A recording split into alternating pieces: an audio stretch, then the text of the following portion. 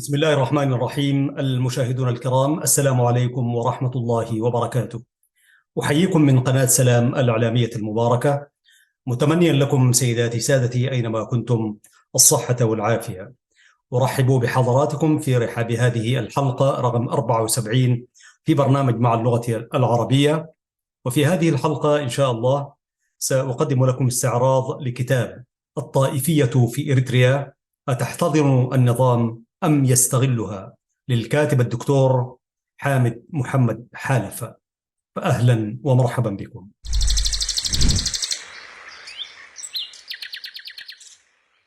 بسم الله الرحمن الرحيم. المشاهدون الكرام، يقول الله سبحانه وتعالى في كتابه العزيز: لسان الذي يلحدون إليه أعجمي وهذا لسان عربي مبين. صدق الله العظيم. كما نوهنا في المفتتح مشاهدينا الكرام أننا اليوم سنتحدث عن كتاب صدر في العام الماضي للدكتور حامد محمد حالفة تحت عنوان الطائفية في إريتريا، أتحتضن النظام أم يستغلها. وتعميما للفائدة مشاهدينا الكرام، ارتأيت أن أستعرضه لكم في هذه الحلقة من هذا البرنامج. وقد أجرى الدكتور المؤلف ملخصا ونشره في وكالة زاجل، وكالة زاجل الإريترية للأنباء، ووقفت على قراءة واحدة. إن شاء الله سنستعرض القراءة كذلك في هذه الحلقة. أولا نقدم لكم ماذا قال في ملخص هذا الكتاب. يقول الكاتب المؤلف الدكتور حامد: ينفر السواد الأعظم من سياسي إريتريا ومثقفيها من الحديث عن الدين والاستعانة به في معالجة قضايا الوطن، سواء كانوا في الحكومة أو في مقاوميها ومعارضيها، وكأن الدين مجرم في تاريخه وحاضره، فلا يريدون أن يكون له موقع في المستقبل. ويركز تعريفهم للطائفية على المعنى الديني فقط، أما غيرها من التكتلات فلا نكير عليها من غالبهم، بل تشكل وجود كثير من الأحزاب والجماعات بوجه معترف به، حيث تتداعى قوميات أو سكان إقليم أو قبائل أو معتقدات فكرية ومذاهب سياسية لإنشاء أحزاب، فيصبح الاعتراف بها أو التعاون معها مشروعا عند سوادهم بغير اسم الدين. والبحث: الطائفية في إريتريا، أتحتضن النظام أم يستغلها، يتصدى للتعريف الظالم للطائفية، وهو أتى ليتحدث عما يسكت عنه الآخرون، ويرغب ليعطي الطائفية الدينية بوصفها الإيجابي فرصة للمساهمة في معالجة قضايا الوطن والمواطن في إريتريا، كما يرغب أن يجيب على السؤال: هل تقف خلف النظام الإريتري الطائفية محتضنة أو مستغلة؟ في عنوان فرعي مصادر المادة قال المؤلف: اعتمد البحث على بعض المواد المنشورة في الشبكة، مرجعا من وثائق وأخبار وتقارير في مواقعها الأصلية، كما اعتمد على مراجع ذات صلة بموضوع المادة. المبادرة بلغت أكثر من 50 مرجعا بين كتب وبين مواد منشورة في مواقع ذات الصلة بالبحث في الشبكة العنكبوتية، تعزز معلوماته، بالإضافة إلى استنطاق أشخاص فاعلين في الساحة يشكلون حضورا كثيفا، بعضهم مثقف معارض وبعضهم مثقف كان مع النظام ثم تحول إلى معارض، فله تجربة تصلح لتكون شهادة حق في نظر أصحابها، والشهادات من أقوى الأدلة، وبعض المعلومات تعتمد على إقرار واعتراف المتهم، والاعتراف سيد الأدلة كما هو معروف.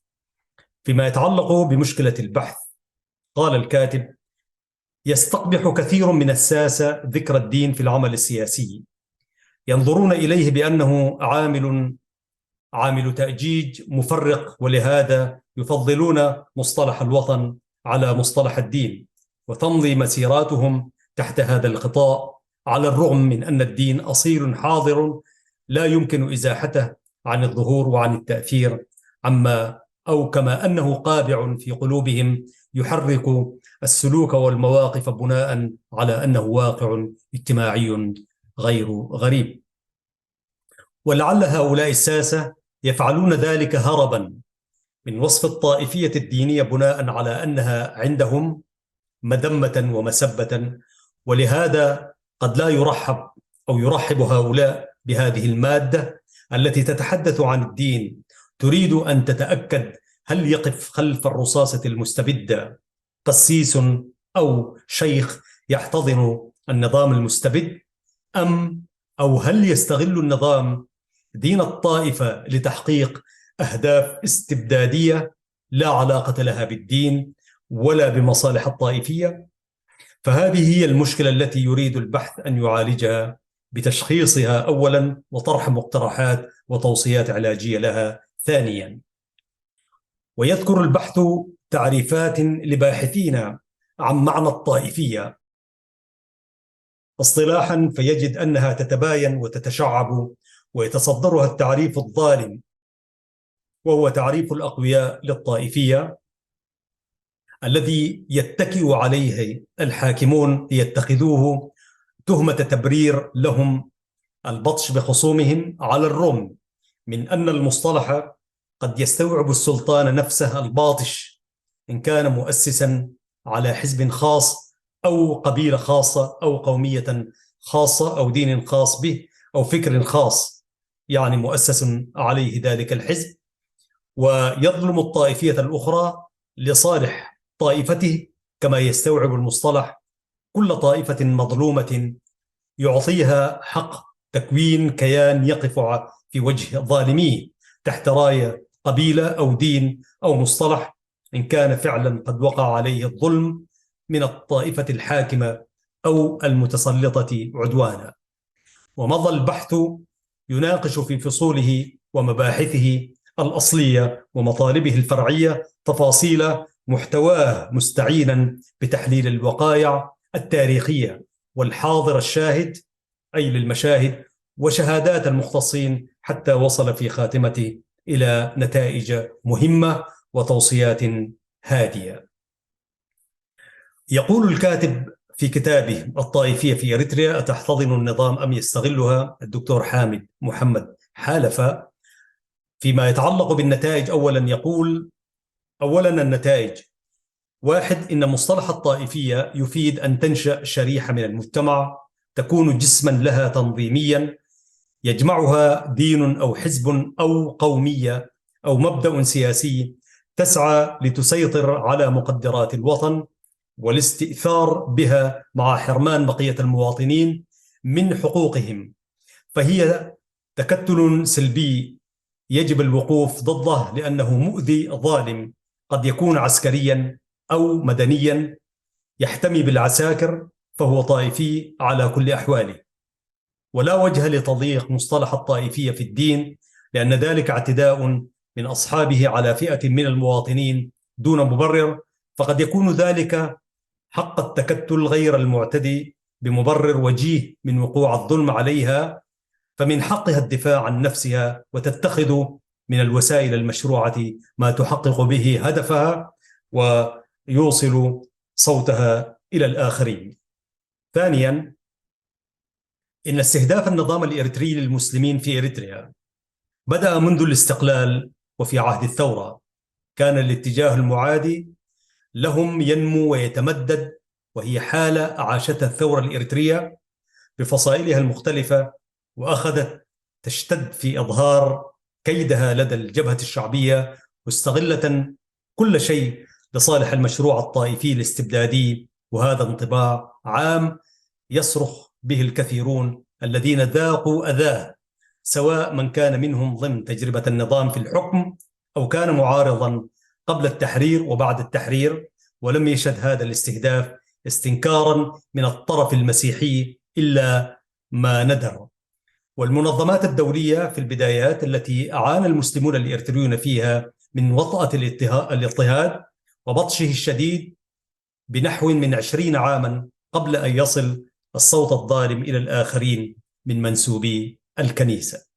ثالثا، إن كل ما وصل إليه الوطن من سوء في علاقاته الاجتماعية بين المواطنين بسبب تركة النظام الثقيلة بين الناهب والمنهوب والظالم والمظلوم، وعلاقته بين دول الجوار واقتصاده المنهار وأرضه المستباحة لكل طامع وتنميته المتوقفة وخدماته المتدنية في الصحة والماء والكهرباء والاتصالات والتعليم والبنية التحتية، وتبني سياسات طاردة للمواطنين نتائج طبيعية للحلف المشؤوم بين الكنيسة والنظام، وما بني على سوء ومكر وحقد لن يستمتع به حارثوه.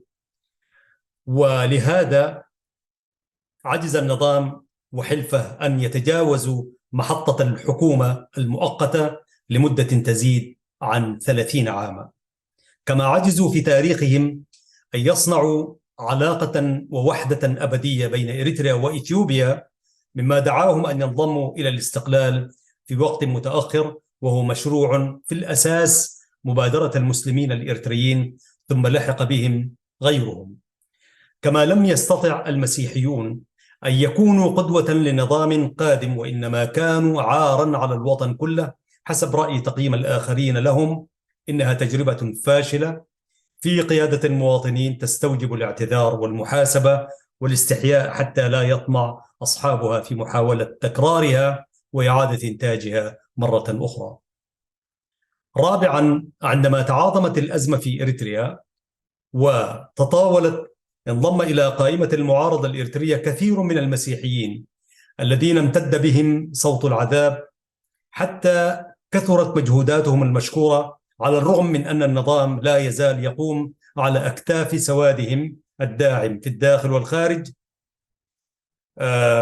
سخيا راقصا داعما متواليا، وهو الذي استأثر بما في البلد من خيرات متاحة على قلتها، بمعنى سخاء بسبب سوء التدبير، وعلى يده يتم البطش والتنكيل على الشعب الإريتري، وهو نفسه اتخذ بقية مكونات الشعب أدوات قهر لصالح المشروع الطائفي، فقد سلط كل الشعب على كل الشعب.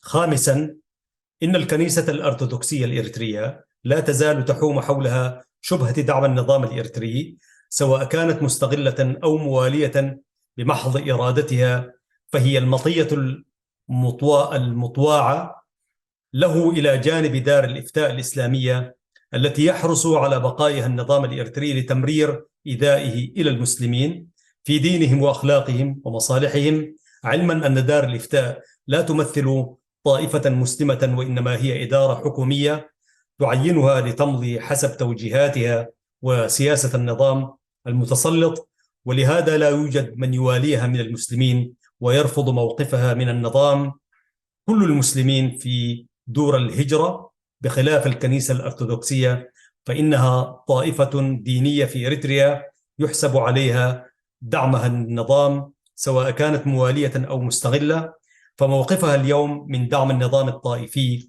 مثل موقفها أمس الداعم لانضمام إريتريا إلى إثيوبيا ضد إرادة وخيار الشعب الإريتري.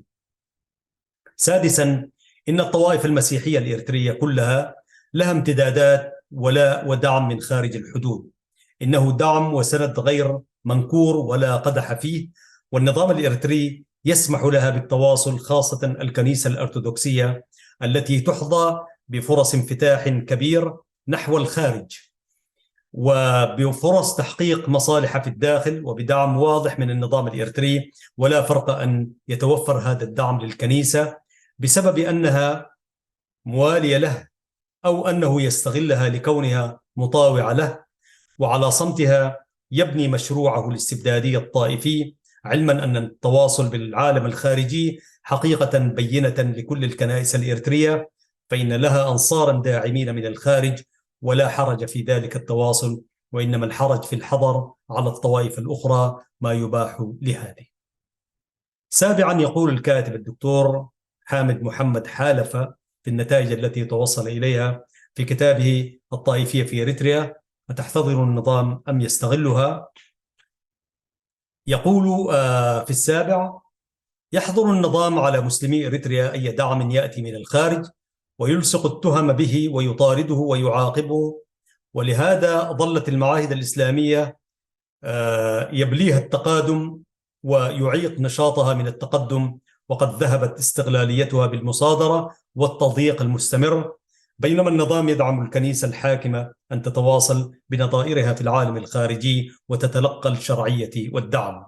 ثامنا، الحقيقة الواضحة أن النظام الإريتري يزرع النفرة بين الطوائف الوطنية والخصومة والإحقاد، ولهذا يلزمها أن تترفع عن هذه الغاية التي يريدها النظام لها، فغير مناسب أن تنشرح طائفة بخدمة يقدمها لها النظام من خلال اعتداءات سافرة يقوم بها ضد المواطنين الآخرين، فإن الرضا بهذه الاستحواذات مقدمة لعقد وطنية قادمة بين من انتزع حقه في الأرض والمال والمنصب في أوطانهم الأصلية، وبين من جلبوا جلبا لغرض الاستيطان الناهب.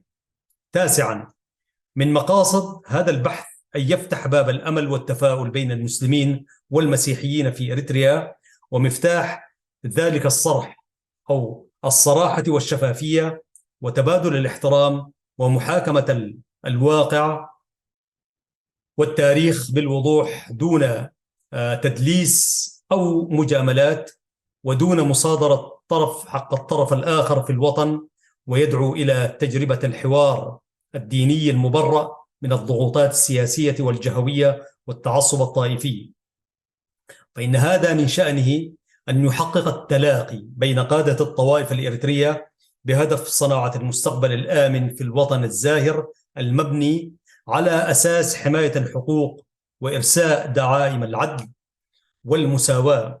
فليس مفيدا أن يظل الطرفان في ضاغط ومضغوط وطارد ومطرود تدير العلاقة بينهما التوجس والشكوك وسوء التفسيرات لما عليه الآخر من سلوك ومواقف، لأن هذا نهج عدواني لا يصنع علاقة تعايش بين المواطنين معافاة، وإنما يرسخ ويغرس مفهوم تبادل الأدوار الانتقامية بين الأطراف. فمن كان مظلوما اليوم قد يتحول غدا إلى ظالم ما لم تضبط بالأخلاق سلوكياتهم، تضبط الأخلاق بالدين، وهو خلق غير سوي أشبه بأخلاق الغابة لا أهل الوطن والعقل والدين والعلم. عاشرا، الواقع يشهد أن المسلمين الإريتريين ليسوا بعيدين عن الوطن، فسوادهم الأعظم لاجئون في دول الجوار، لجوء لم يجدوا فيه من رغد العيش وعذب الأشواق، بينما ما ينسيهم أرضهم وديارهم، ولهم تواصل بالوطن على طريقتهم الخاصة، وهم راصدون لما يحدث من ظلم في بلادهم ومدركون لفاعله، مهما تعمد التواري عن الأنظار. ومرارة الظلم تورث من جيل إلى جيل، لا يمحوها التقادم الزمني ولا الاستغفال السلطاني، ودينهم يفرض عليهم الدفاع عن الحق من دين ومال وعرض وأرض ونفس وتاريخ. فغير بعيد أن تشهد الساحة الإريترية صراعا دمويا بين الظالم والمظلوم، خاصة أن السلطان الحاكم الطائفي ليس بيده ما يقنع به مواليه إلى الأبد من تنمية وأمن واستقرار وصون كرامة وتحقيق حرية ورفاهية، وليس لديه عبر تاريخه الطويل غير الأغاني والرقص واللهو الماجن والخمر، وهي وسائل قد ملها الشعب وأصبحت غير مبهرة بعد الاستقلال وخيبة الآمال. ولهذا تظل الحاجة ملحة لينهض أهل الدين بواجبهم الإصلاحي قبل فوات الأوان. 11، شنع الباحث على النظام الإريتري وعلى الحاضنة التي تقف خلفه سندا شنع عليهم ما وقع منهم من اعتداءات على فئات من أتباع الكنيسة المغايرة لهم أو أفراد اختلفت مواقفهم مع مواقف النظام، فتعرضوا للسجن والقتل والمصادرة. فالإسلام يدين الاعتداء مطلقا سواء وقع للمسلمين أو على غيرهم. وحديثنا الخاص عما وقع من ظلم على المسلمين لا ينكر ما وقع مثله على طوائف أخرى، وحديثنا عن ضرورة الحوار الإسلامي المسيحي لا ينحصر على الطائفة الواحدة التي يحتضنها النظام أو يستغلها، وإنما يمتد إلى كل الطوائف المسيحية، فهي مدعوة إلى الاستجابة لما نقترح من مبادرة حوار صريح نرى أن فيه مصلحة الجميع وطنا ومواطنا. ثانيا، يقول الكاتب الدكتور حامد محمد حالفة في كتابه التوصيات: غير صائب أن تبقى العلاقة بين المسلمين والمسيحيين في إريتريا قائمة على الاستبداد وهضم الحقوق، وإنما الصواب أن يأتي المواطنون إلى مائدة حوار سلمي يعترف كل طرف بحق الآخر في الوطن والمعيشة في أرضه. والحوار من شأنه أن يسوق الناس إلى اتفاق دائم على قانون يدير البلاد والعباد، كما أن مبدأ العلمانية المتطرفة التي تقصي الدين يلزم مراجعته على أساس أنه متهم، وقد رفعته فصائل الثورة الإريترية كثيرة فشلت في أن تقدم به حلولا إيجابية جامعة، وإنما ضربت أقبح التجارب في التطرف والإقصاء أي إقصاء الآخر، وكانت حربا على الدين وأخلاقه النبيلة وسمو تشريعاته لمعالجة القضايا الوطنية، كما كانت حربا على بعضها تحت شعارات العلمانية والديمقراطية، ولم تعصم تلك الفصائل بأقدار متفاوتة من الاصطفاف الطائفي المؤذي المعتدي، ومخرجا ومنجا من هذا المأزق الذي صاحب النضال الإريتري تأتي التوصيات التالية، وكانت على النحو التالي: 1. الاعتراف بالدين بشقيه الإسلامي والمسيحي على أنه أصيل ومساهم إيجابي في معالجة قضايا الوطن، ولهذا يجب إيقاف الأصوات الشديدة الخصومة التي تذم الطائفية الدينية ليتجه الذم إلى الطائفية المعتدية، حتى لو كانت مجموعة عساكر مستبدين أو قومية واحدة مستبدة أو مجموعة متدينة، فكلهم في الذم سواء لأنهم في إيذاء الآخر والاعتداء سواء. ثانيا، يجب إيقاف التفسير السالب للدين وتحديد مساحة التحرك له والحظر عليه في مساحات أخرى من قضايا الوطن، وهذه هي الرؤية العلمانية التي تفرض على الدين قيودا من عندها وتفسر النصوص الدينية حسب ما يتفق مع هواها. يجب أن تتوقف هذه الرؤية، فهي اعتداء ظالم، لأن فهم الدين مثل كل المعارف يحتاج إلى أهل الذكر فيه، فهم أدرى بدلالاته النصية ومضامينه وقواعد الاستنباط فيه. فمن الإجحاف أن يتصدر الآخرون من غير أهل المهنة والدراية للحديث عن الدين وفرض الآراء الخاصة بهم عليه ولي النصوص الشرعية لنصرة أهوائهم.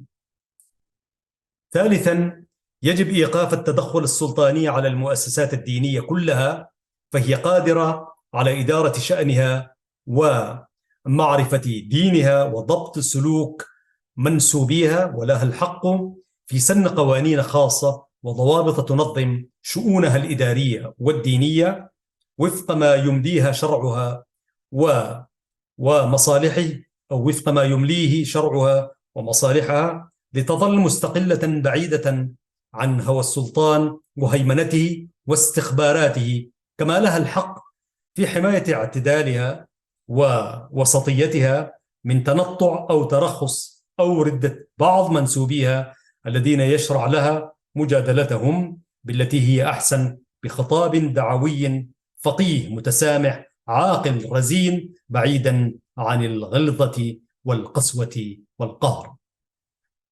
أيها المشاهدون الكرام، سنتوقف هنا في فاصل قصير جدا ونعود لنكمل ما تبقى من حديث في هذه الحلقة، فابقوا معنا مشاهدين الكرام.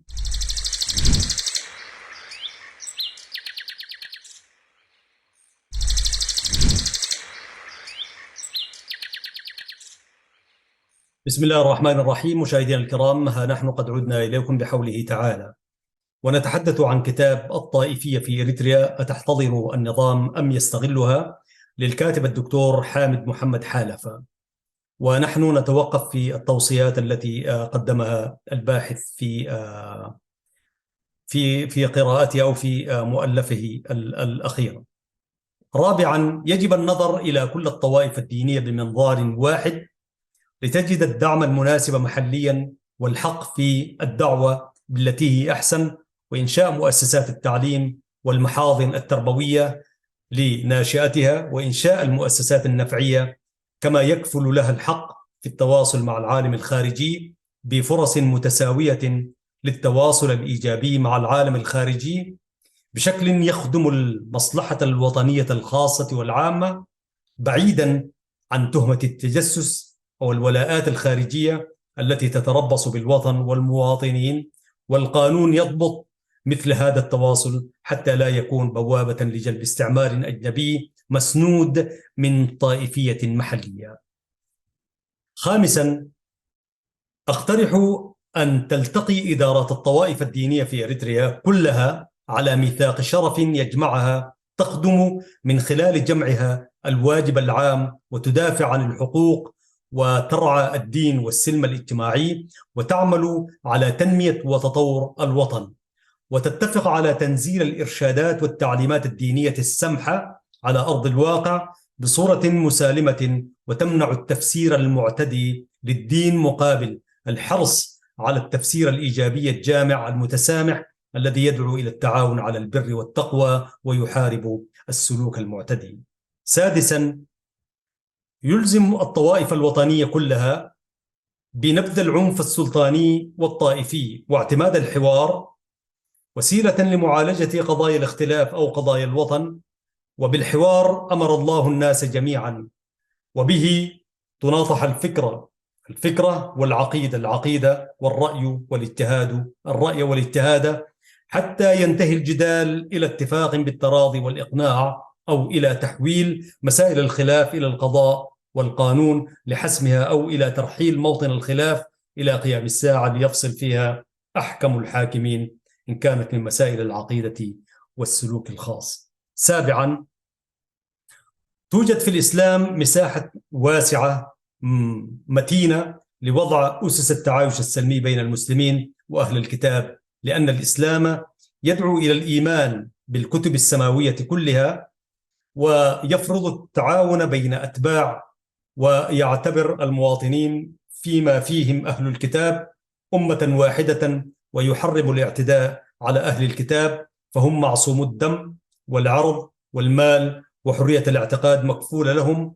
وقد وضحت أدبيات المجاهدين، وهم أكثر الفئات المسلمة التي تثير الهواجس لدى المسيحيين، هذه الأسس السلمية التي ترحب بالتعايش السلمي بين المسلمين والمسيحيين، وأنها أسس تحميها نصوص شرعية وليست متروكة لأهواء الأشخاص أو الأحزاب أو جماعات. وأحسب أن الأديان الأخرى لا تخلو من مبادئ تفضل السلام والتعايش على الحرب والاستبداد وإقصاء المنافسين. ولهذا أوصي أن يتصدر المشهد السياسي علماء الدين بصورة تنقلهم من درجة التبعية للسياسيين يؤتي بهم للزينة والتنمية إلى المساهمة القوية بما لديهم من أخلاق نبيلة ومفاهيم مستقاة من كتب سماوية تدعو إلى العدل والرشد والتعايش السلمي وصون الحرمات. ثامنا، لا يتأتى التعايش بين الطوائف الدينية الوطنية دون أن تفي هذه الأطراف بشروط التعايش، من ذلك إقرار الحرية والتعدد والتنوع والاعتراف الصريح بالآخر واحترام الثوابت والخصوصيات.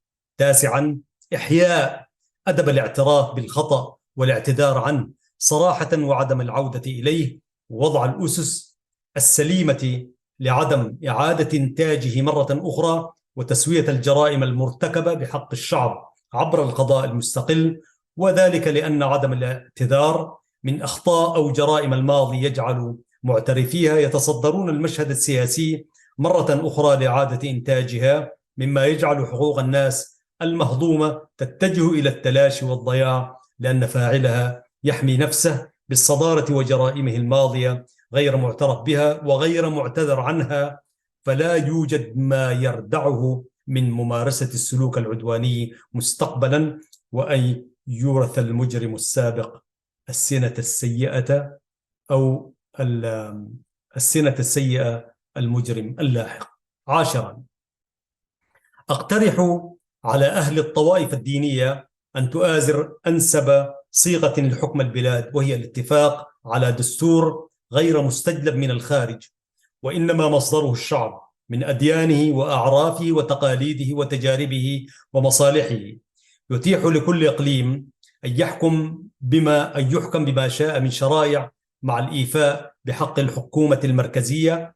وهذه توصية لا تمنع أن يتحرك المواطن كيف شاء، وأن يعيش وأن يعمل وأن يمتلك بجهد طبيعي بريء، غير مقترن بسياسة ترحيل مواطنين من مواطنهم الأصلية إلى مواطن غيرهم من المواطنين الآخرين، الأمر الذي يولد العقد النفسية والخصومة الشديدة الفجور، خاصة إذا تبناها سلطان طائفي لا يثق في براءته أصحاب الحق. 11.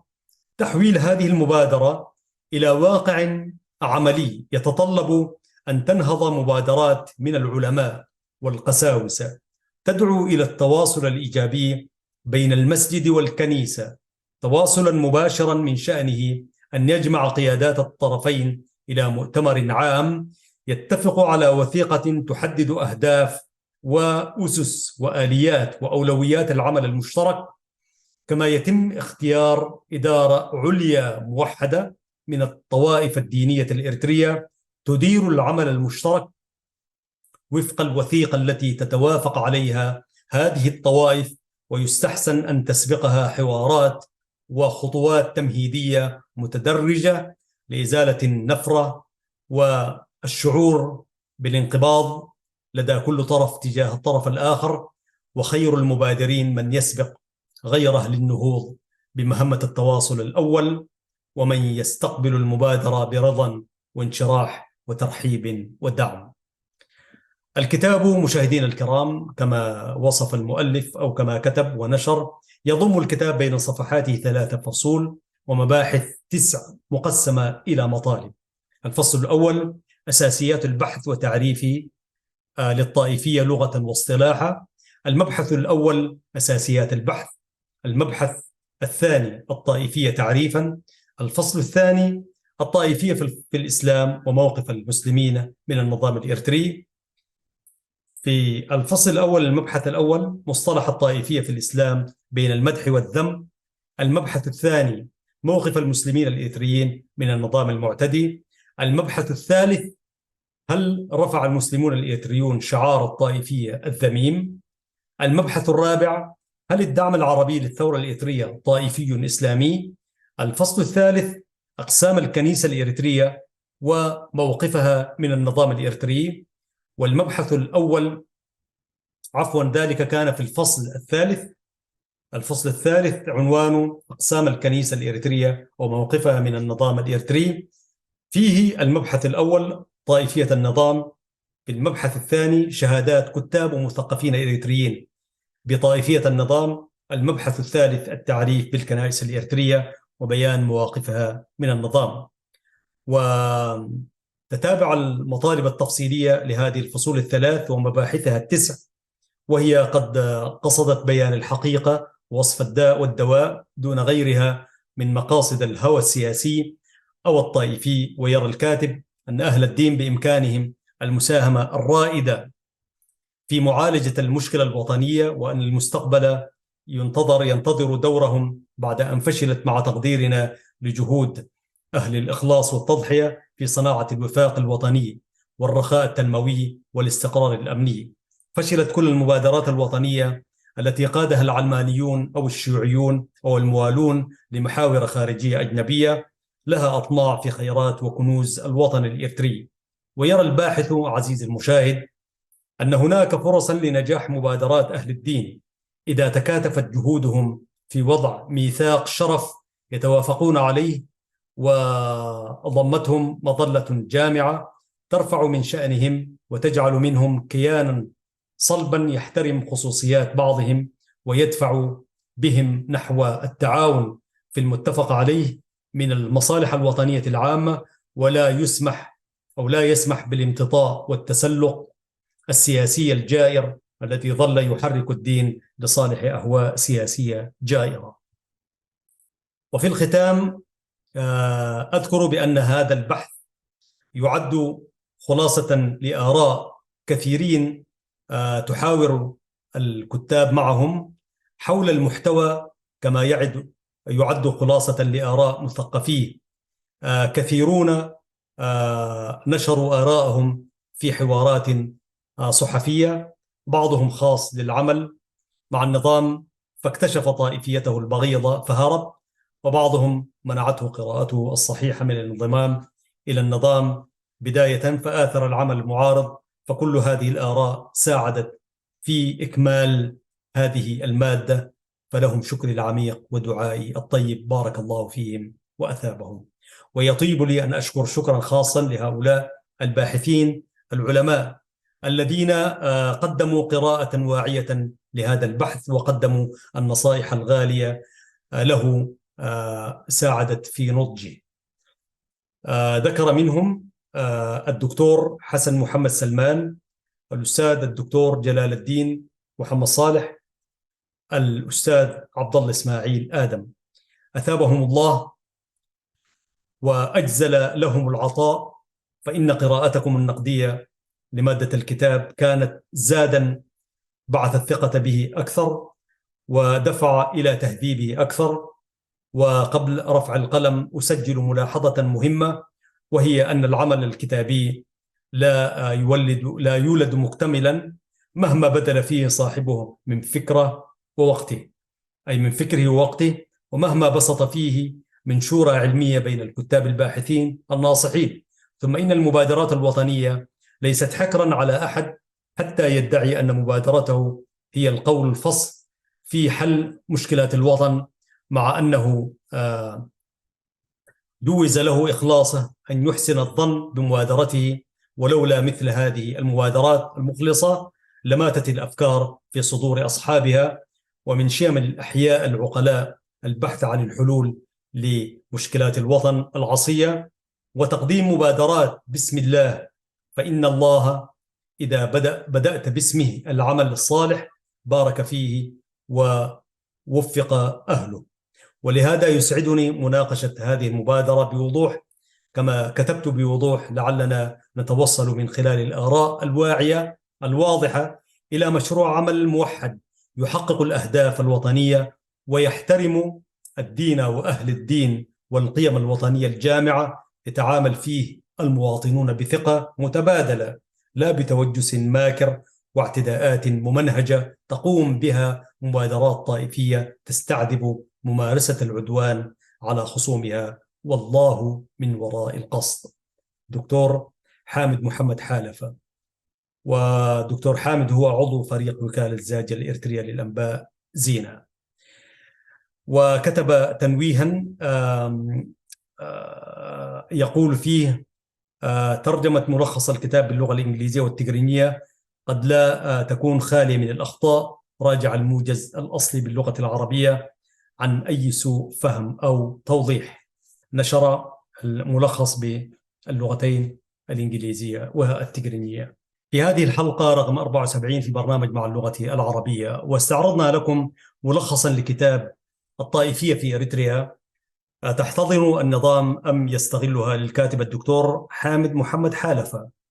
وقد وعدتكم أن نقدم لكم القراءة التي أجراها أحد الباحثين الأكاديميين، وهو الدكتور أحمد دين صالح، له التحية والسلام الذي يستحق، وللدكتور كذلك حامد محمد حالفة له التحية. يقول في تعليقه الدكتور أحمد دين صالح: يقع الكتاب في 171 صفحة، ولكنه مليء بالمعلومات وقوي في التحليل للمشكلة التي يتصدى لها، وهي العنوان الذي استعرضناه لكم. ومنذ البداية يفترض وجود الطائفية في إريتريا، ولعل مرد هذا ربما كان كما سنرى بحسب الكتاب لا يعد الطائفية في ذاتها مذمومة، وإن كان الأمر لا أدري المقصود بها الطائفية أم الطائفة. يضم الكتاب 3 فصول و9 مباحث ومقدمة مدخلية. ففي الفصل الأول يتحدث عن مبحثه الأول عن أساسيات البحث من حيث الموضوع، مشكلة البحث الذي ينطلق من المفهوم العام للطائفية، وهي تنطلق من مدارك العامة للطائفية التي تقترن بها وبين الدين، ولكن الباحث قدم شرحا وتعريفا مغايرا لما هو طاغي لدى العامة، وفي ذلك توعية مقدرة. وبحسبه للطائفية سمات 3 إيجابية وسلبية. فمن حيث إيجابياتها تعني التجمع للدفاع عن الحقوق والتناصر في سبيله، أما من سلبياتها فتكمن في استغلالها للإقصاء وانتقاص الآخرين حقوقهم، ومذمومة إن فرضت على الآخرين. فلم تكن الطائفية قرينة الدين، وإنما تشير إلى أي تجمع يسعى لتحقيق مصالح معينة والدفاع عنها. ويضم المبحث فرضيات ثم مصادر للبحث، فضلا عن إجراء مسح على الأدب المكتوب تحت ما يعرف بالدراسات السابقة، ثم التعليق على جوانب نقصها ليجد منفذا لسد النقص الذي رآه الباحث فجوة سيسدها بحثه أو تبيان أهمية بحثه. وفي المبحث الثاني يعرف مصطلح الطائفية باعتباره مفهوما لغة واصطلاحا، وتعمق فيه وأورد الآراء فيه ليبرز جوانب إيجابية للطائفية لو ظهرت بموقف نبيل وتحقيق مصالح مشروعة والدفاع عنها من خلال الانتظام في عمل منظم واستيعاب أتباعها دون اعتداء على حقوق الآخرين في كيان متناصر في المعروف إن أرغمت لذلك.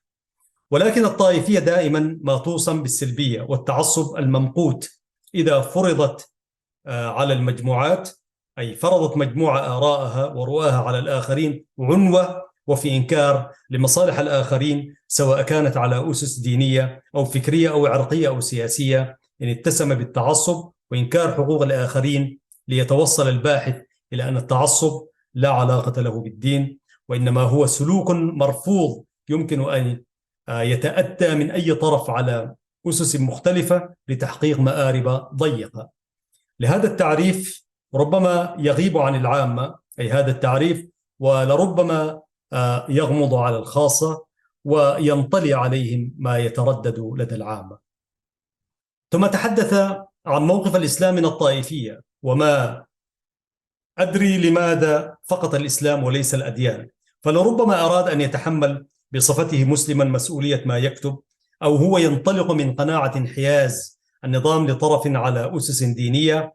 وفي هذه الحالة أخذ يدين الرئيس كونه مسيحيا أو غلبة العنصر المسيحي على جل الخدمة العامة في إريتريا. عموما إذا سلمنا بذلك جدلا أنه هو المقصود في حديثه عن موقف الإسلام، أكد أن القرآن الكريم أشاد بالطائفة الحميدة وبشع بالطائفة الذميمة، وهو يتسق مع ما أكده الباحث في التعريف السابق. فهنا تطابق بين ما أقره القرآن والإسلام عموما وما توصل إليه الباحث من خلال التعريف وتقليبات الآراء. كما أكد أن الكيد والخبث في التعامل مع الآخرين لهضم حقوقهم هو المذموم وليس الطائفية في ذاتها، وإن الشرع يذم السلوك الطائفي المشين من أي كائن جاء، ولا يجرم المصطلح أو أي اجتماع قاصد للتناصر في الدفاع عن الحقوق المشروعة دون الاعتداء على حقوق الآخرين أو إنكارها أو الانتقاص منهم.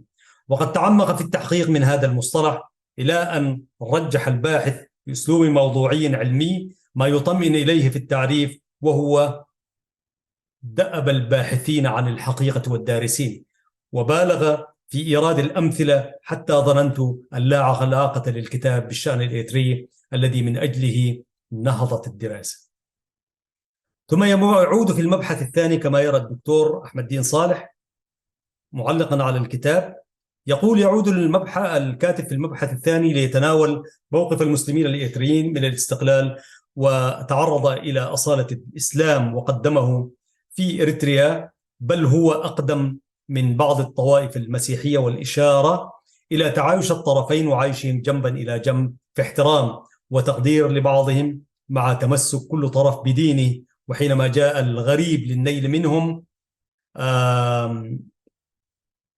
دفعهم المصير المشترك للتعاون في تأسيس كيان اجتماعي عام جمعهما لخدمة مصلحة مشتركة، وهي مواجهة سياسات الاستعمار العنصرية والظالمة. ولكنه ربما لقلة الخبرة وحداثة التجربة وكثافة المؤامرات الخارجية لم يتنامى هذا التعاون ويتطور، وانتكس واستجاب للتدخلات الخارجية السالبة والتغرير بالبعض لإيثار مصالحه الخاصة الضيقة أو الانحياز لما ظنه مصلحة له. وتعرض العمل الحديث النشأة للتشظي والانقسام الذي انحدر لأول مرة في مواقف سياسية آنية إلى عقدية والاستقواء بالدين أو استغلاله من الفئات المتنفذة وبعض رجال الدين من أجل تحقيق الانضمام إلى إثيوبيا. فتحول الموقف من خيار سياسي إلى عقدي لأول مرة، وهنا كان تحليل الكاتب رائعا وملاحظته قيمة. ولكن هل نقر لإثيوبيا أنها مسيحية كما زعم البعض، أو زعمت لاستمالة بعض النخب المسيحية، أم هي انتهازية من البعض في استغلال الدين لتحقيق مآرب ضيقة حينما عجز أن يقنع الناس بمشروعه السياسي؟ ونعلم مستوى تمسك المجتمع الإريتري بالدين وعاطفته الدينية الجياشة وتقديرهم لرجاله وعلمائه سواء كانوا مسيحيين أو مسلمين، فشقت به الصف الوطني من وقت مبكر، وساقت شعبا بكامله وبدعم خارجي إلى غير رغبته التي كلفته تضحيات جسام. ولعب في ذلك بعض الزعماء الدينيين من المسيحيين أدوارا سلبية، وإرغام البعض للانحياز إلى حزب ينادي بالانضمام إلى إثيوبيا أو منعهم من مؤازرة الكتلة الاستقلالية والوقوف بسلبية حيالها. ويواصل الدكتور أحمد دين صالح في قراءته فيقول: في المطلب الثاني بيّن الكاتب موقف المسلمين من الأنظمة الاستعمارية التي اعتدت على إريتريا، وأنهم أي المسلمون كانوا مع الاستقلال في جلهم، وهو مشروعهم على الأقل إبان الحكم الإثيوبي. وفي العهد الإيطالي كانوا في صدارة المقاومة للظلم والحكم الإيطالي، ويورد نماذج من نضالاتهم ضد الحكم، وإن لم يكونوا في ذلك لوحدهم، حيث شارك كذلك المسيحيون.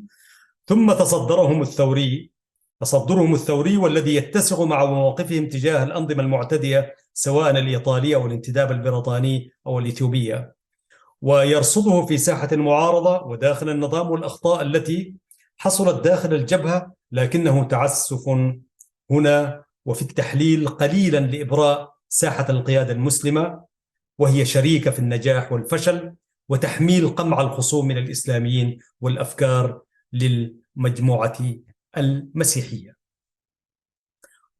وبعد أن يرصد الجهود والمبادرات التي قام بها المسلمون تجاه مشروع الاستقلال، يصل إلى نتائج ذات أهمية.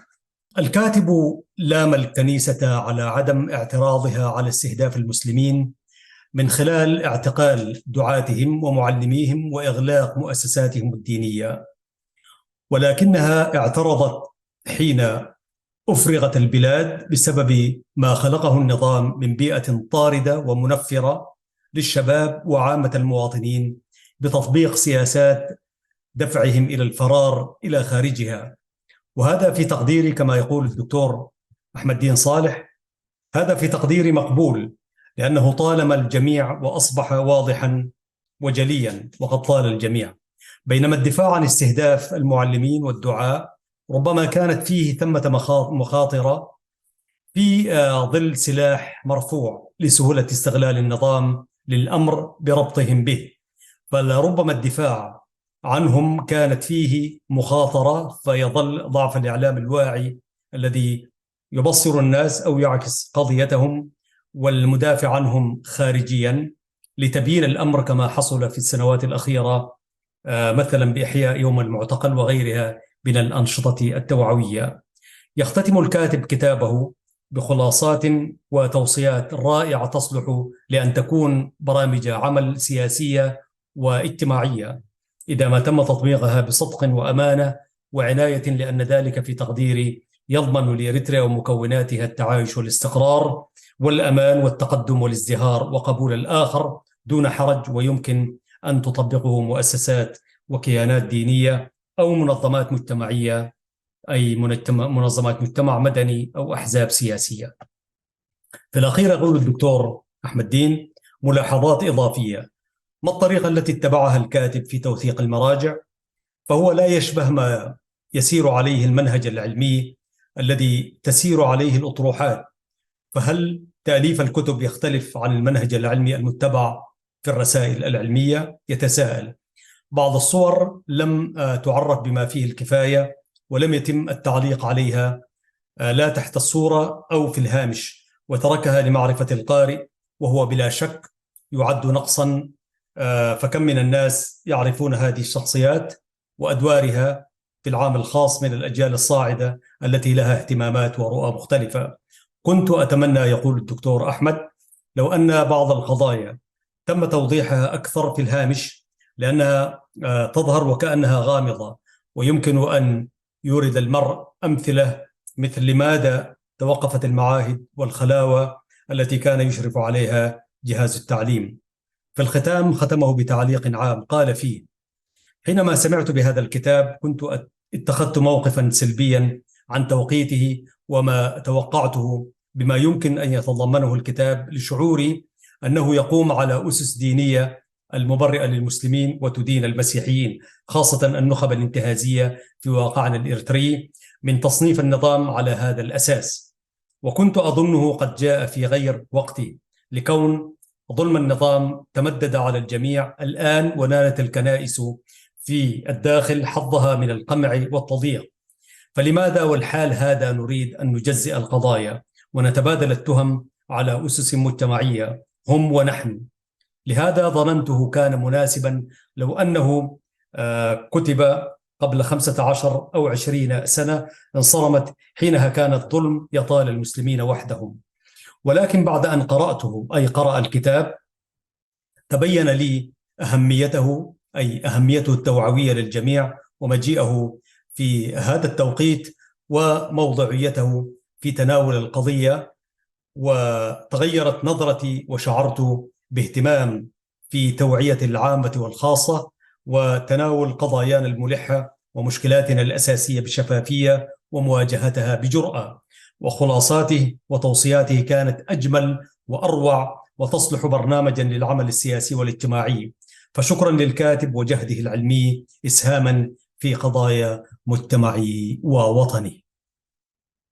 أيها المشاهدون الكرام، كنتم مع حلقة في برنامج مع اللغة العربية، وقد كرسنا هذه الحلقة لكتاب أصدره الكاتب حامد محمد حالفة، وقد جاء كتابه تحت عنوان الطائفية في إريتريا: أتحتضن النظام أم يستغلها؟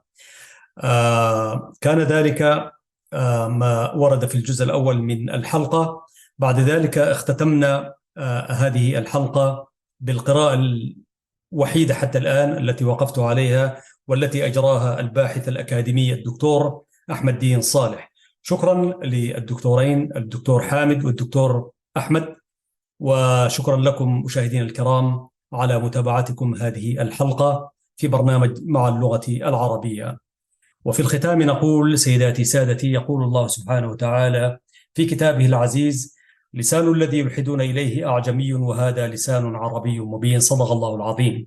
كنتم مع حلقة في برنامج مع اللغة العربية، من إعداد وتقديم أحمد شريف. تحياتي لكم، والسلام عليكم ورحمة الله وبركاته.